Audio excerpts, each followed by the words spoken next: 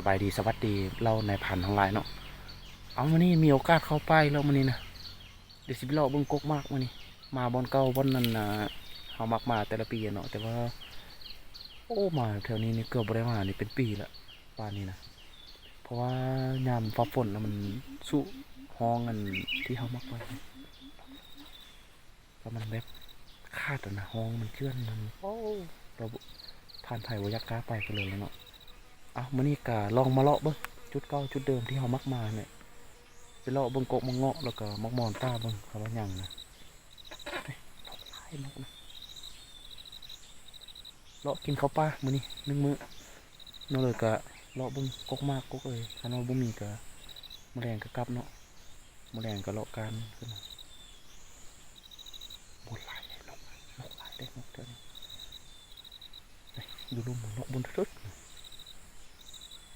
เอาลงไปเลาะต่อเอามื้อนี้นะต่อยิงเนาะนกควักนกเลยก็ยิงหมดเนาะมันเซ็กปืนมือเปลี่ยนลูกวานลองเบิ่งโอ้ยิงพันเงินหลายเลย ผ่านไผ่ผ่านเงินอู้บังเลย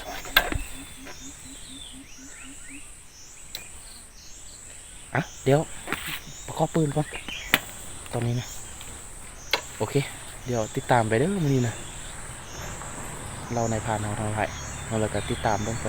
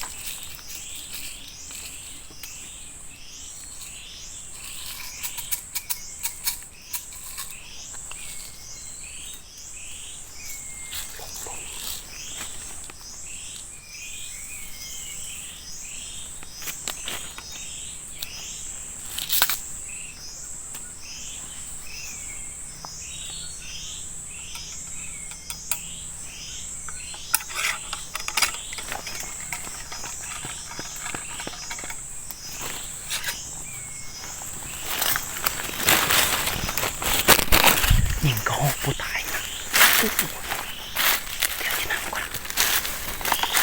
บ้านหักลงมาแล้วเจอเขานั่งก่อนยังลงเดิม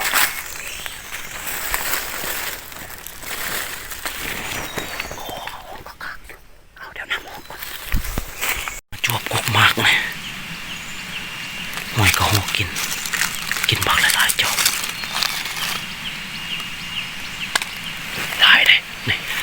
โอ้หล่นหลายอยู่กบนี้นะมาเริ่มจักละบ่เคยเห็นจะเดือนนะนี่บ่หอยกินนี่ก็หอกได้กินนี่นะเป็นแกนอยู่เนี่ยบ่หอยกินนะมันน่าจะมาตามขแนวนี้แหละเบิ่งนี่ตามเขาเนี่ยขึ้นเทิงเพราะว่ามามันอยู่เทิงเนี่ยลายอยู่มากันคำว่าสุดจำเป็นแท้ๆบ่มีกกนางนี่จะได้นั่งกกนี้ลงแหละโซบนนางก่อนแล้วก็เอาสูงเลยนึงนะมันมาน่าจะเป็นมาตามเขาเนี่ยแหละอยู่เรียบนำนะกกนี้นะว่าบุไรเด้เบิ่งหอยนี่กินลายนี่กินมื้อนะหอยนี่นะถ้ากูกินมื้อเช้าเนี่ยนะแต่ว่าอยู่เทิงเนี่ยเมื่อกี้เอาลงมาจวบตัวฮอกตัวนึงนะบ่ได้ยิงมันขึ้นอยู่นำกกไม้นี่มันกินบล็อกละลายมันหาก็ออกในสุโพแล้วจะไปจวบมันเต้าแล้ว เอาลองพวกเนาะมือแรงนี่นะสำหรับมีกกนั่งที่แท้ก็จะแปลงกกนี้ป้าไว้ก่อนมีหอยไปสำรวจนะครับสอกเลี้ยวน้ำก่อนตกคนอีก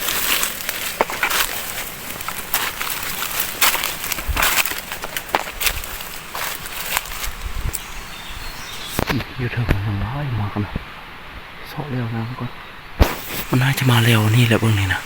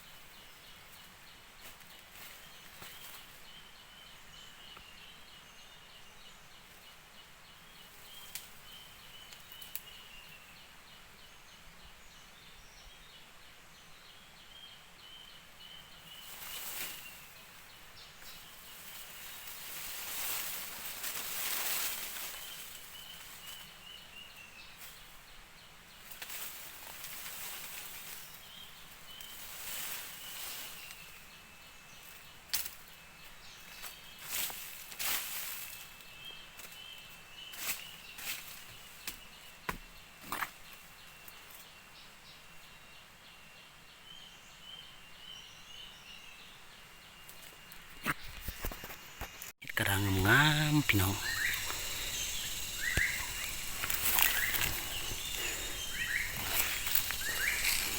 นี่แหละ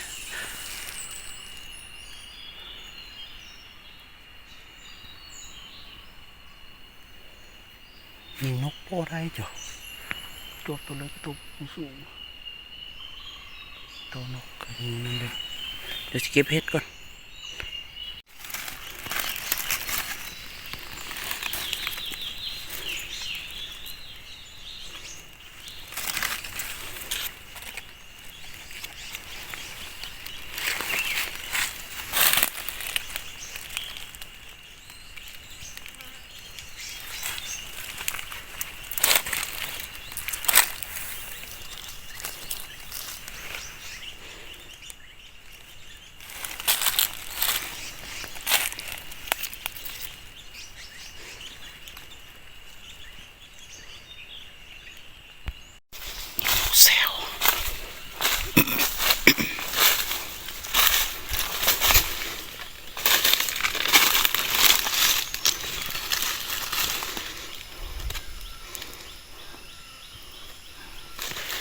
ค่อยถึกไปเลยนะมันนี่นะยิงปืนบ่คักบ่แน่เลย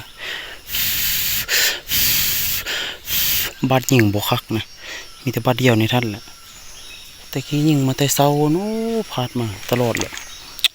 พาตัว6 2 3ตัวแล้วก็มันเป็นแบบบอลบ่คักนะยิงนะบ่ได้นั่งก็มากนะก็ยิงฉันบอลละสูงบอลละบ่คักบ่แน่เลยหาก็ได้นกตัวเดียวเนาะนกห้องถึงเลาะเก็บพักแล้วก็จะลงตามห้วยแหละลงไปกินน้ำอยู่ห้องน้ำบ่มีนะลืมน้ำโอ้ตายนะนี่ยังใครแต่ว่าแบบมาป้าไว้มันบอลมันมีห้วยน้ำนั่นเลยก็ได้กินอะไรยาน้ำแห้งแมลงก็จะลงไปพกกกมากกันเขาเอ็กซุ่มไว้เมื่อเช้าเนาะได้บ่ได้นั่นเลยก็ติดตามไปแหละเก็บพักก่อนตอนนี้นะเราเก็บพักก่อนบ่ได้นึงคือมันได้นึงเมื่อนะเราเก็บผวานนะได้ผวานเกี่ยมเต็มทุ่งนะเมื่อยตายความยาน้ำนี่เบาๆเลย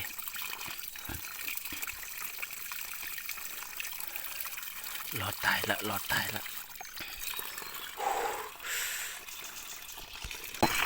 ก็ตาย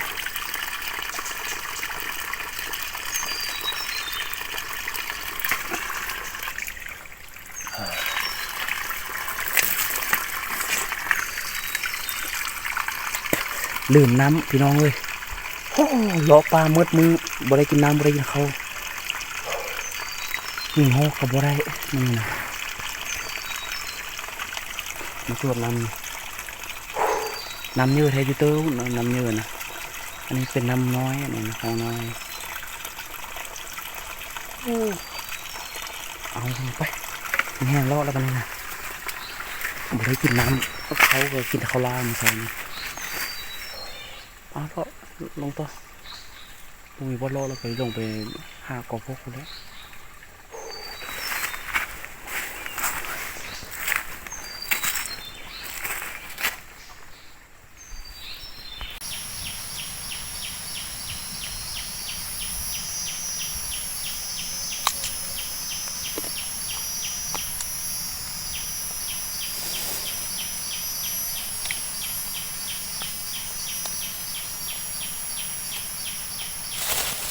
มันทุกข์เลยตั้งแต่เข้าป่ามามีแต่เทื่อเดียวนี่แหละลืมเขาได้ลืมตัวไม่ลืมเขาลืมแก้วกับลืมน้ำกินเขาละลาย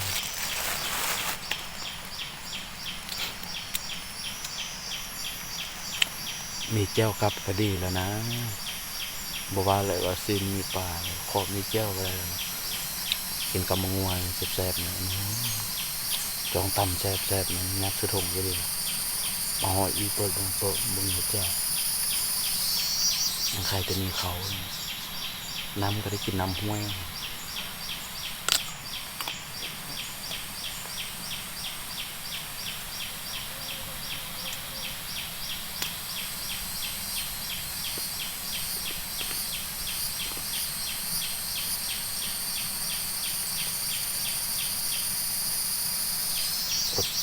ปดทากระหอบขันกระหอบเขาแล้วลุกขึ้น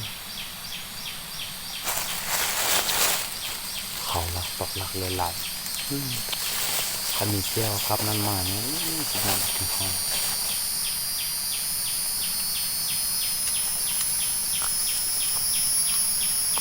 ถึงเขาก็มางวงเรา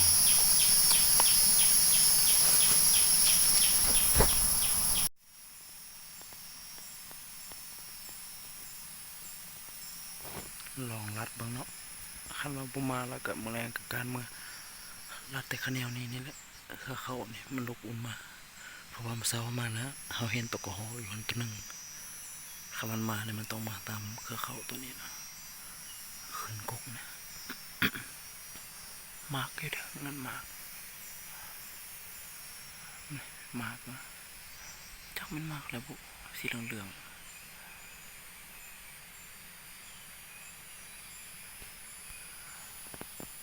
หอยกินมันขอห้องบุกินหรือว่ามันกินตัวเลยบุลองน้ำมึงเนาะบอลนี่ก็จะ ที่ว่าคักกับว่าคักไปเลยเนี่ยแต่ว่าเขาบ่มีบนนั่งเลยรอผมติดตามมาคันก็เขาน่ะก็ใครนั่นคันบุเขานี่ก็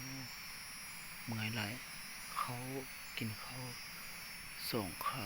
คาบเลยก็กินแต่ข้าวลาห่อเจียวมาจะดีแล้วนะจะมันตกก็เลยโว้เลย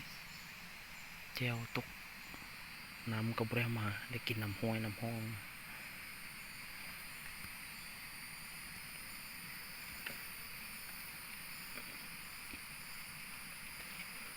อ่ะรอบ้างติดตามมั้งรอท่าชมไปพร้อมเดียวเนาะ